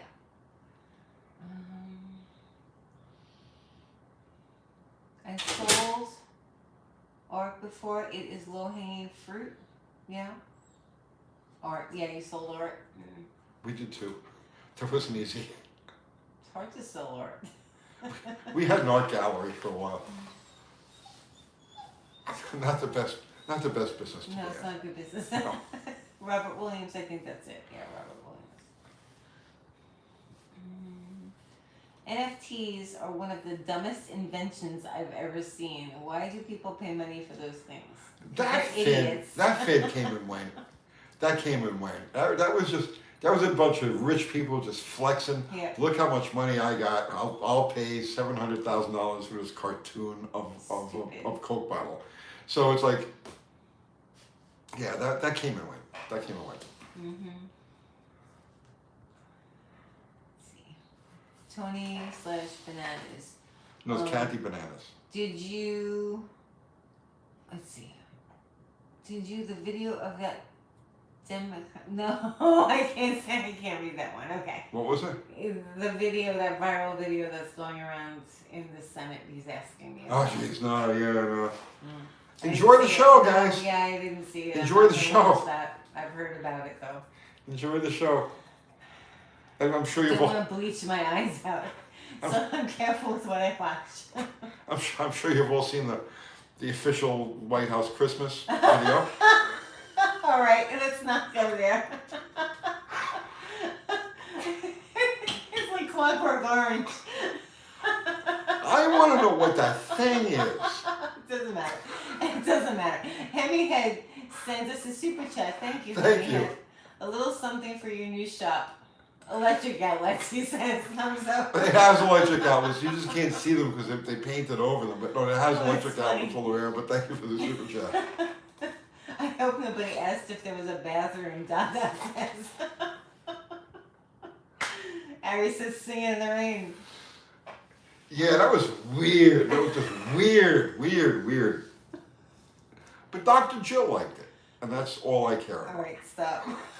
What? I can't say anything. It's not fair. I have to sit here in silence. You can say that No, Dr. you know that I Jill can't. liked it. Okay, Bill McKiska sent you a super chat. Thank you, Bill. Where did the Dodge and Plymouth italicized logos come from? Did it start with the Ram Chargers cars? They used script previous to that. You know what? I have to look into that. I never thought about that. But that was it. Those fonts were very iconic of the era. And yeah, I think the first place that appeared was on the Ram Chargers, the lettering of the Ram Chargers cars. I gotta look into that. That's a really good question. Juicebox sent you a super chat. Talk about Mopar culture, man. That's deep in the guts of Mopar culture. I gotta look into that. Juicebox says. Yes, Jukebox. Thank you so How much. can you prep a car for sitting for a long time? Get it off the ground if possible, so the suspension is relaxed. Make sure there's nothing that can grow up underneath it, because nothing kills cars more than wet grass. I showed that 67 Belvedere that the guy had. That it was a nice car, but it got parked on grass for decades, and the grass just literally ate the entire inside. It ate the car from the inside out. Because once it found holes, once it made holes, it got up inside and ate the top of the quarter panels. It was crazy. You go watch that video. We only did it about 2 months ago, I think it was. And drain the cooling system. If it's going to be long-term storage, drain the cooling system, and drain the block also, right? Because that stuff it turns acidic as it sits. And really, that's about it. Don't put a cover on it. Covers kill cars. Covers are good for short term, but don't store a car with a cover on it because any moisture that gets in there has no way to escape. So I think that covered most of them. Frank G says his wife's shoulder hurts. Oh, jeez. What's her name? I'm sorry, Frank. I Frank. hope she gets better soon. Yeah, let us know if there's anything we can do. Let's see. 0. I always found it interesting that the 60s Mopar logo and font is the modern Newpar logo and font. Is it? Is it? I don't know. We haven't looked at the new ones. No. My wife's shoulder hurts. Will the Lucas work for that? My brother says I'm being delicate. Marvel Mystery will work. I think they have to go out. Do you want to let them out? Yeah, I'll let You them want out. me to let them out? I'll let them out. You can talk. No, I'll ask you a question. you keep everybody busy, and I'm gonna just check And on you can talk. my confetti countdown. I'm not getting any closer. It's killing me. Okay, I'm right back. Hey, come on, we go outside? Okay. Main Machine says, rip the carpet out. The whole floor rotted out of my latest project because a door seal leaked and the carpet became a sponge. Oh, that sucks. Oh, that's really bad. Yeah, and what did we have? I don't remember which car we had. There was a new headliner in it. Oh, the 73 Roadrunner had a new headliner in it, and we had it parked in the yard, and we had the sun visors up against it. Oh, the mice. And the mice got in there and chewed through the headliner and like nestled between the sun visors and the headliner. So I guess put your sun visors down. I don't know. Well, make sure there's no way for mice to get inside the car. Well, good luck with that. Well, you can. You just have to make sure there's no openings. Use some traps. Car cover in a heated garage. Just let the dust fall on it if it's in the garage. What is the confetti countdown for, John was asking? I explained it a few minutes ago. They give you a list of your last 10 videos and ranking. So when you put up a video and it goes to number 1 in the 10, they give you confetti. It's like a YouTube Pavlovian thing. So now I'm on confetti watch. Because I haven't had confetti in a long time. It's been a while. It's been probably, I don't know. It's been a good month since I've seen confetti. So I'm like confetti deprived. Okay, we're narrowing the gap. Only 1,000 views away from number 1. Yes. Our dogs are making their dogs bark. Nice. 87 pump gas will last years too, but will draw moisture. Yeah, that's the problem with it. Tony wants his confetti. It's the simple things. That's all I want. That's all I want. Let's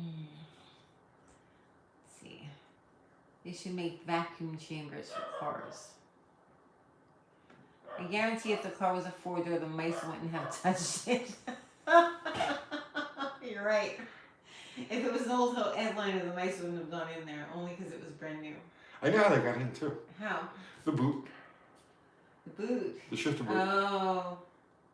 The shifter boot wasn't attached to the floor of the car. Make sure your shifter boot's attached to everybody. Yeah, I put the shifter in there and I put the boot on it and I put the ring on it and I either lost the screws or I was rushing and I just left it there and I was like, I'll get to it.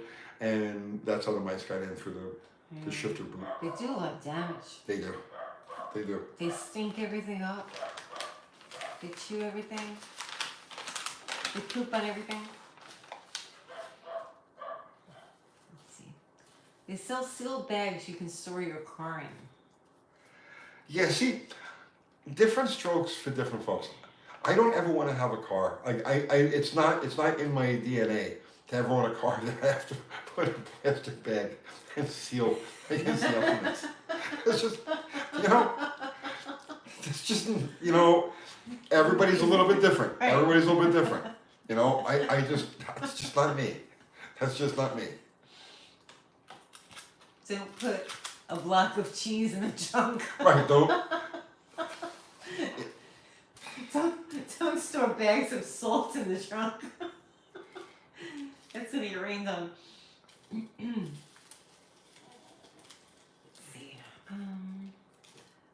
Watch the squirrels also. I had a nest appear under the hood of a car I drive regularly. Yeah. Leaves build up in the drain holes, especially in the cowl and trunk. Yes.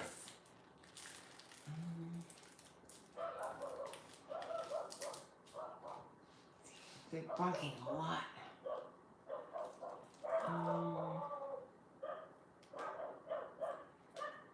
Let's see. Wasn't the psychedelic art of the late 60s and early 70s done by Peter Max? And who did Beatles' Yellow Submarine? Peter Max. Yeah, Peter Max is one of them. Yeah. He did a lot. That was the style. He did a dragster. He did a slingshot dragster. Did he? Yeah. He did that love thing. You know, in the square. I think the smiley face was. Yeah, it's got to be on Google. You guys want to see something neat? Google Peter Max dragster. Yeah. He did one. It's a slingshot. He did it probably around 1970, I guess. You have to What, get them have to in. go Or get I'm them gonna in? get them in. Yeah. No, I'll go get them. You keep them going here. Everybody's gonna go Google that dragster while I do this. Dada has a good question. Okay, let me see. Let me scroll up. Okay, I see it. Sorry if I'm redundant. What mileage does the Slant 6 have a top end rebuilt? Okay, I'll ask him as soon as he gets back in. That's a very good question. And this is the first time I'm seeing it. He's yelling at the dogs. They don't listen to him at all.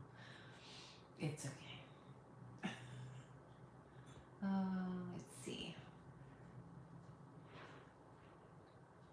Harry, cut holes in the radiator. Indian Larry. I met and talked cars with Peter Max. Did you? Uh-oh, I lost your thing. Okay, there's your question. He's coming. I heard the door close.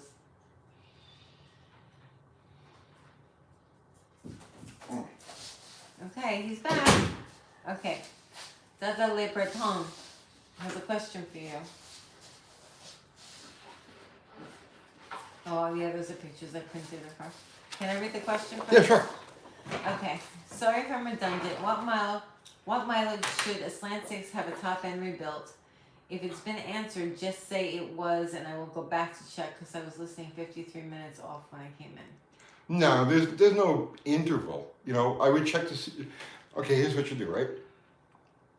Take the valve cover off. Lay a straight edge over all of the exhaust rockers, or all of the exhaust retainers. You know, the lifter part. Oh God, why can't I talk? Lay a straight edge across all of the valves, okay, across the top, and then rotate the engine. Let's say a full revolution. Lay the straight edge over there again. If you see any of those springs, any of the retainers that are significantly higher, more than, let's say, 20, 30 thousandths of an inch higher, that at that point you would want to, because that means that those valves are sinking. So at that point you would want to redo the top end. But there's no set interval. There's no set interval. Santiago says, love you guys, both of you. Much love from Arge. Thank you. Argentina? I guess. Yes, I guess so. Much love back. Thank you. So I want to show. Okay, go ahead. So Winnie. that's Winnie. Yeah. And that was her Put it in the first. frame. What was that called now? That she was in. The Fast Cat. The Fast Cat. That was her That was first. a month ago. Her first competition. Mm-hmm. Right. So she was what, 4 months old when that? Yeah, about 4 months. Yeah. Right. And then here, you guys want to. Okay. This is. that's her Christmas picture. Put it down a little bit. Yeah. Is that beautiful or what? It's a screensaver on my phone. This should be this. You guys, take a picture of your TV or a screenshot so you can have this picture too. It'll make you happy every time you look at it. Oh, what is that? An image outside of a phone? Yes, it is. I print photographs. Let's see. Ooh, What? 900 away. 900 away. Cold War Motors says, Merry Christmas, guys. Merry Christmas, brother. What great pics of the puppies. Thank you. Merry Christmas. Here, you want to take a picture of that? You can use it as a screensaver. You can use it as a screensaver. You could be like me. Look at the look on her face. Look She's how determined determined. she is. That is a champion. She's a champion. That's a champion. We're gonna compete a lot. She watches doggy agility. So Yeah. we'll put on dog agility videos, right? Mm-hmm. And she'll sit there and bark at the dog. She stands up on the thing and she barks at the dog while it runs through this I agility have a thing. video on my phone. Do you? Mm-hmm. Yeah. Let's see. Did she win? It was just for fun because she was a puppy. She really can't compete. Well, she got her She first. got time. Yeah, she got her first two time slips. Oh shit! I just dropped one. It's Okay, it's back there. Uncle I'll have to get Winnie. it. Yeah, she well, this was a slow one. She ran 38, 35 at But she only 5. ran half yeah. of it the first time. Right. So yeah, but she got significantly faster than the next one, which I dropped way back there, and I'm far too old and feeble to go reach for I it. guess right I now. have to get it. Yes. You're younger than me. So that was my puppy's first 2 time shots. Co-workers, Scott says, haha, I have thousands of pictures of my dogs on my phone and cars. Not really anything else. Yep. Is there Exactly anything what's on my else? phone. Really? Is there anything else? Cars and dogs on my phone. And Tony. Pictures of Tony. I have nothing on my phone, really. No, you don't do anything. I with don't your take phone. pictures. The only pictures on my phone are ones that I take and send to you because you need to make a thumbnail or you need to include them in a video. Mhm. I'm not a picture taker. I don't save pictures. I collect pictures. Yeah, you do. I do. Mostly for like reference. Yeah. Yeah. I have more pics of my cars and dogs than I do of my kids. Yeah, Thumper says, yeah.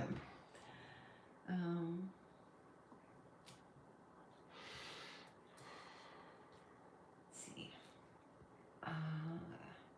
Dada says, I sent a thanks super chat, but it didn't show in case your cash don't balance. Oh, okay. I didn't see it. Well, on thank there. you, brother. Thank you. I didn't see it, but oh, yeah, I see it. Okay, thank you. Appreciate it. I'm sorry. I missed it. Winnie's ears look like air grabbers. Laugh out loud. When they go up when she runs. Yeah. No confetti in a month because Tony isn't making any good videos anymore. I know, like I know. Bloomer chair rants or throwing people under the bus. I know, it's not easy. Why do you make bad videos, Tony? Because I don't know any better and I'm not good at this. Only 800. I'm only 800 behind number 1. No, and the problem, my biggest problem I have now is that everybody who still talks to me are too big to fit under a bus. So it's like I have to start throwing them under trains. You know what I mean? And you know, it's just not that easy. Is the Boomer chair going to be the new shop? Going to Yeah. the new shop? Sorry. How can I not have the boomer chair? Yeah. Tony's confetti obsession is ruining the quality of his videos. I have a problem. I mean, I'll admit it. I have a problem. Any more 2 a.m. texts from Peg? No, he didn't text me at 2 a.m. I went to bed early that night. He texted me like 10 o'clock. It wasn't 2 a.m. He wouldn't do that. Let's see. Oh no! What Tony happened ran out here? of content, but I'll be at his new shop for the turbo slant build. Buff says. What is that trike bike picture on the wall? Any good story with it? The Trike which? bike? Oh no, that's not a trike bike. It's a Trunk bike. it's the Alter. Oh, it's Wild Billy Borscht. Yeah. It's a fuel Alter. Let's see.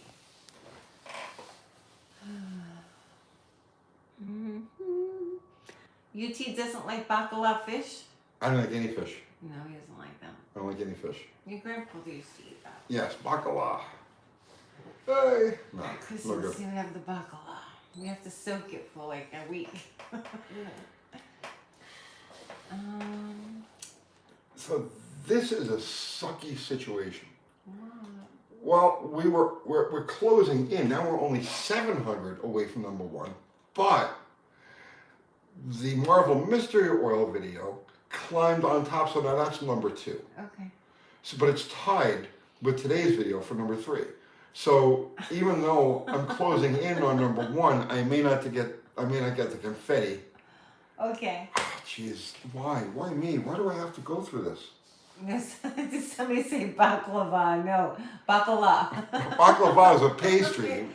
No, bacala is a fish. Yeah, baklava is a pastry. Right. They're close, but they're different. Yeah, two different things. Yeah, fish pastry. Gefilte fish with that raspberry sauce. No. No. No, I don't like any fish at all. And if it came out of the water, I don't want it. They're so confused. The pastry one? Did somebody say balaclava? That's the thing you wear over your head. Okay? That's the thing you put over your head that you put your fire mask on after. Okay. Alright. I can't. Sorry, obsessed with Peg. What's he look like, Uncle Kathy? Eric, I can't tell you. If I told you, he'd have to kill me. Have you ever seen Roger Rabbit? Jessica Rabbit? Peg. Okay? That's his. Picture Jessica Rabbit with one leg. And there you go. You've met Peg. Oh my goodness. I hope he's watching this. No, bacala, salted cod, especially popular. Oh, no, did I miss it? Why don't you take it away? Oh, the message was deleted? It's okay. Let's retract it.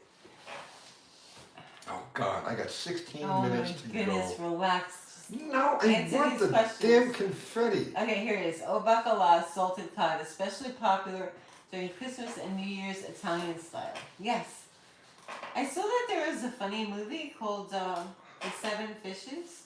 Did you hear about that? Yeah. I heard it's funny. The Feast of the Seven Feast of the Fishes. Seven Fishes. Yeah, That's no. what Italians do. I don't know.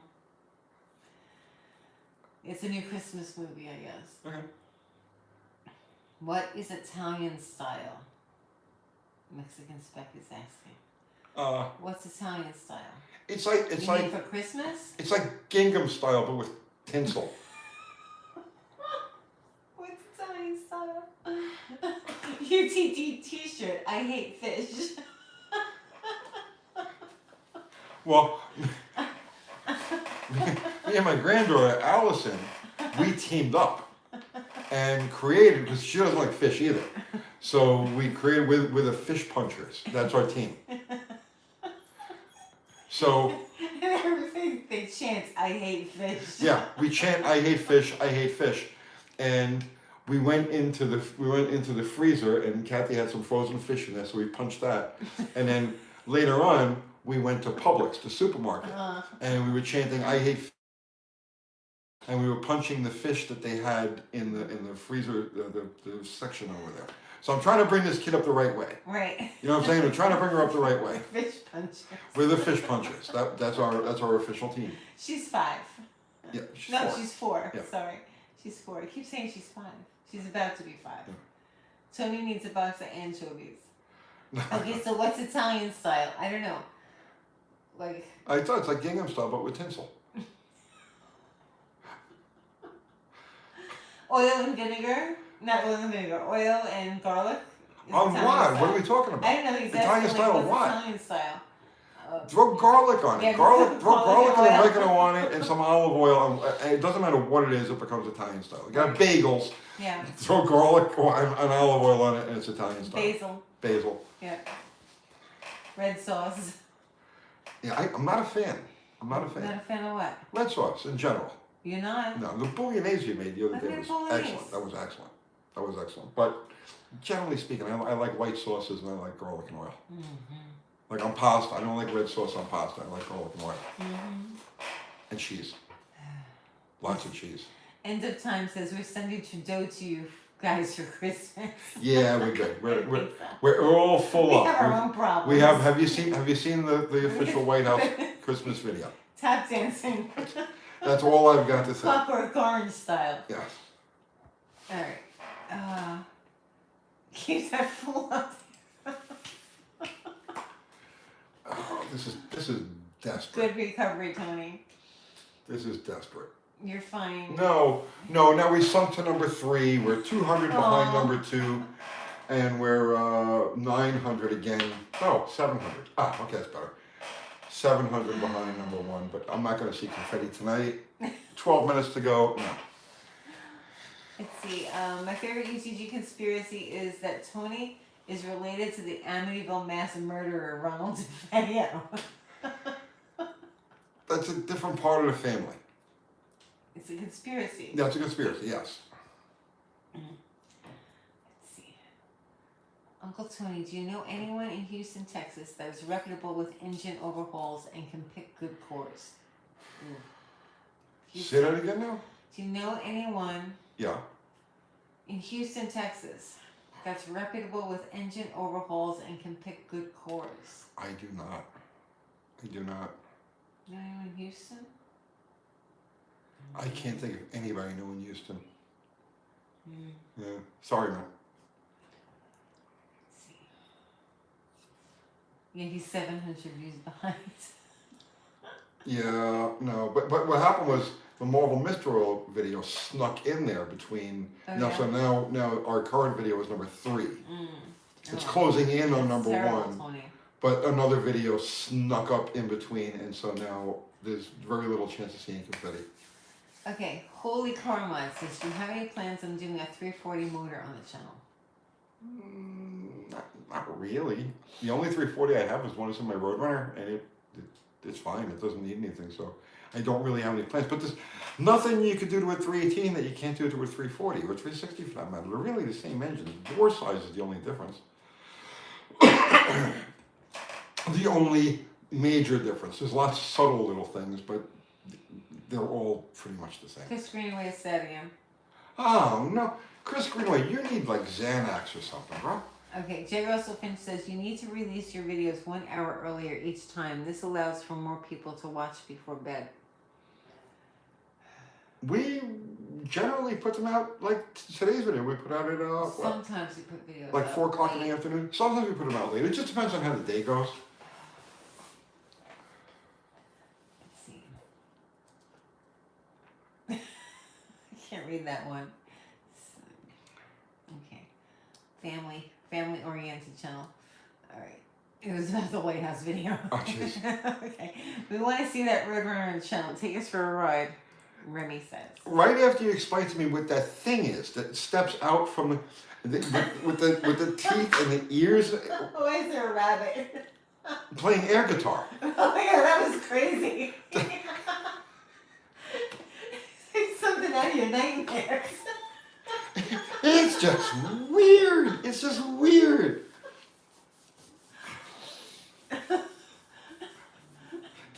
It's still going through my head. I'm Yeah, like, now you have it in my head too. yeah, I saw it this morning. They posted it on Zero Hedge. So I saw it this morning. I was like, that didn't really happen.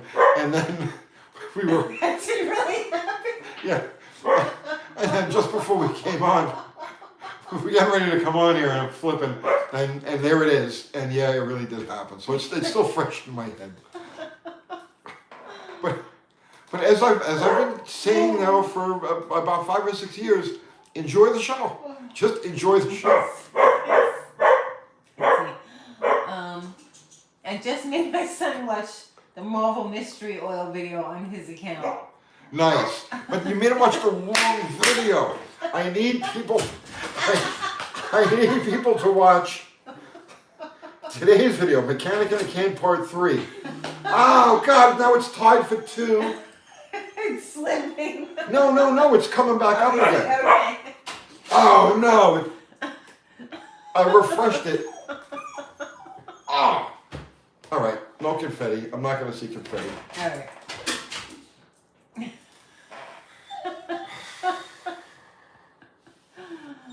Pat says Yeah, this is what I'm reduced to. This is what I'm reduced to. If you're a YouTuber, you know exactly what I'm talking about. What's your thoughts on the custom cars George Barris has done?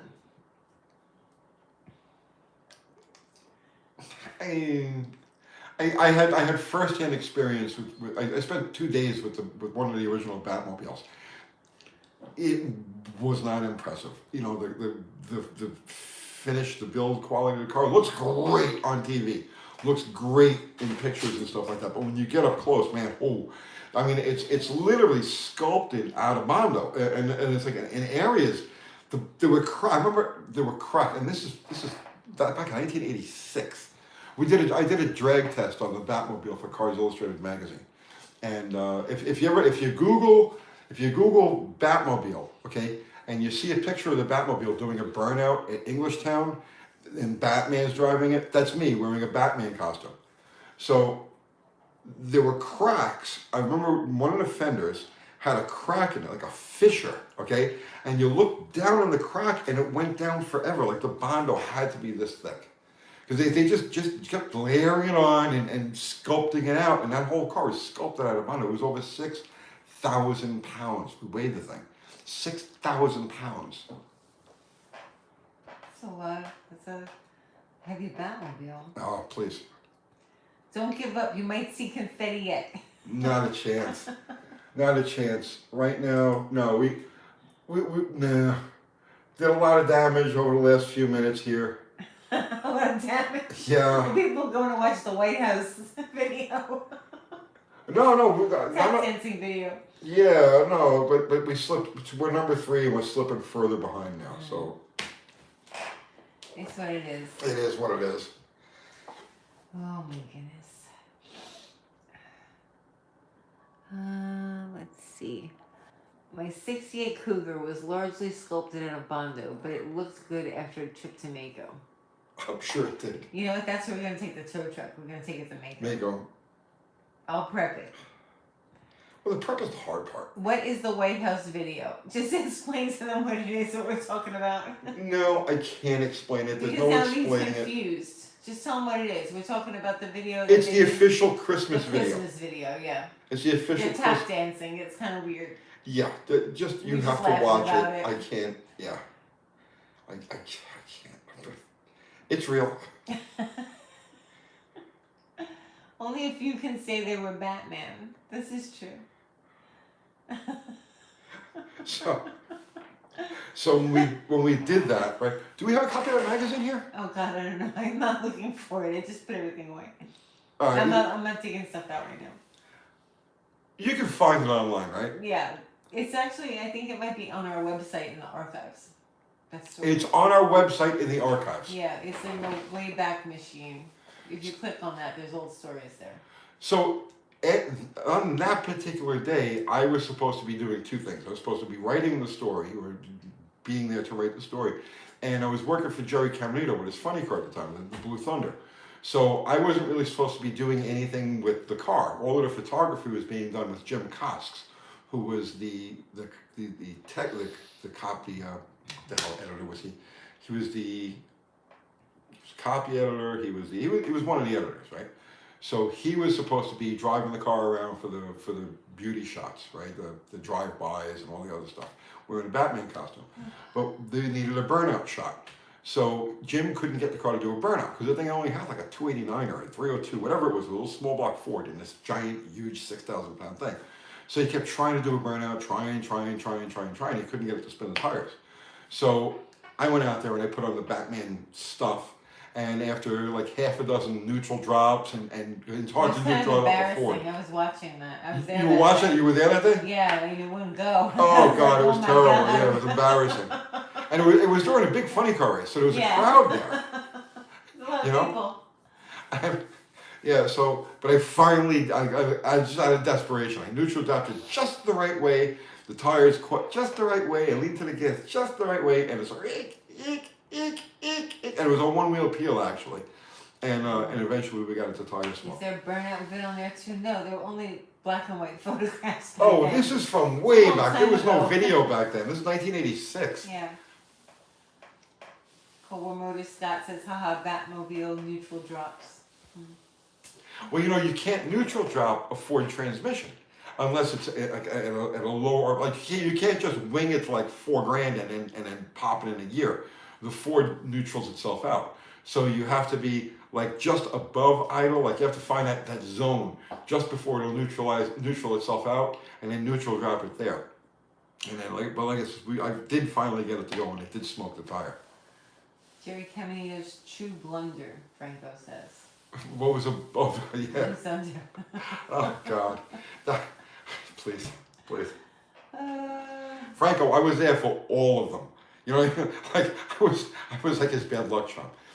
Every major crash, every major explosion, every major, I was there for it. The only one that I wasn't there for was the one down in Memphis, because we weren't talking to each other. We had a, of course, because Jerry, right?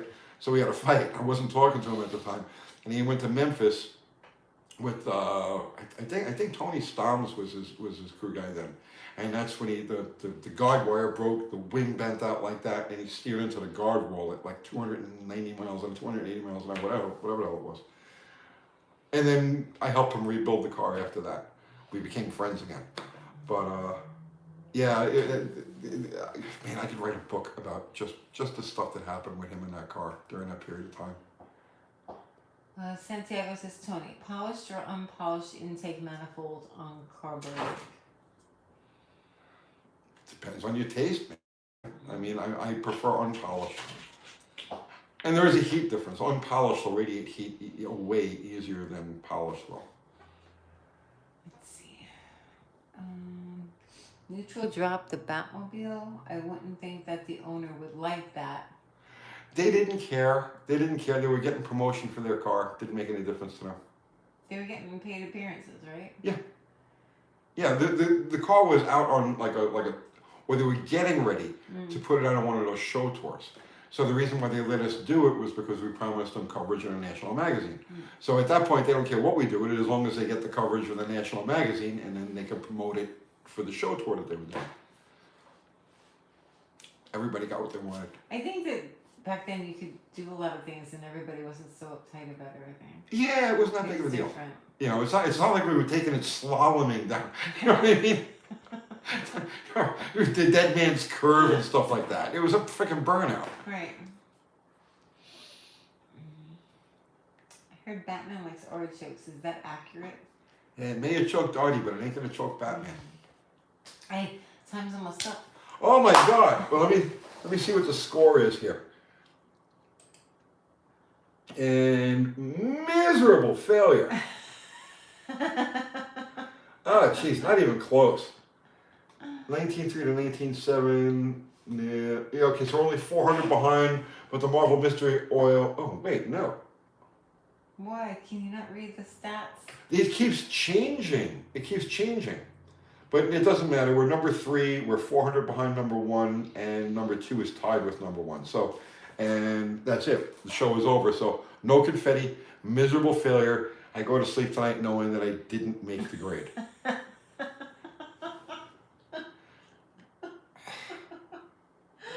All right, yes, then. You're a miserable failure. Yes. It happens. Oh my gosh. Everybody contributed super chat. Thank you so much. Greatly appreciated. Never expected, but always appreciated. Thank you, guys. Everybody contributed. Just your presence and your conversation. Thank you equally for joining us, spending your Sunday night with us. There's so many other places you can be. Like at Jamie's channel, Dead Dodge Garage. And Ari's too. And Ari's channel, right? Ari DeBernia. So after you're done hanging out here, you can go either one of those places, Dead Dodge Garage or Ari DeBernia. You can do both at the same time. And you can do both at the same time. Open up 2 tabs. Exactly, many tabs. There's many chats you can join into. But you did spend some time of your Saturday night with us, and you have no idea how much. Sunday. It's Sunday. So you have no idea how much we appreciate that. Really grateful. Your brother says good night, brother, and Kathy, dear. Yes. Good night, Normal James. Ari, Zero, Fubar. I don't think I saw Fubar tonight. He was here. He was here. Yes. And Mexican Spec, our fantastic mods. Thank you guys so much. Love you, everybody. Thank you, everybody. But we only like Have a Merry Christmas. People. I don't really love everybody. Some people, all of our mods. Yeah, we love our mods. Some people I'm a little lukewarm. wet your backlavas. So I need to start drinking. I really. What? I have to, because it's the only way I can really overcome this sorrow I have from not. Just go watch the Christmas video. Oh jeez. Yeah. I'm not gonna be able to sleep now. I really want to know what that thing was playing air It guitar. was like to put nightmares in your mind. It's weird. It's just weird. Just weird. I'm gonna let the dogs in see. The black chick was like, she was good with the tap dancing. Well, she was. Alright, so say Merry Christmas. All right. Yes, everybody. Christmas. Yes, Merry Christmas. God bless you. With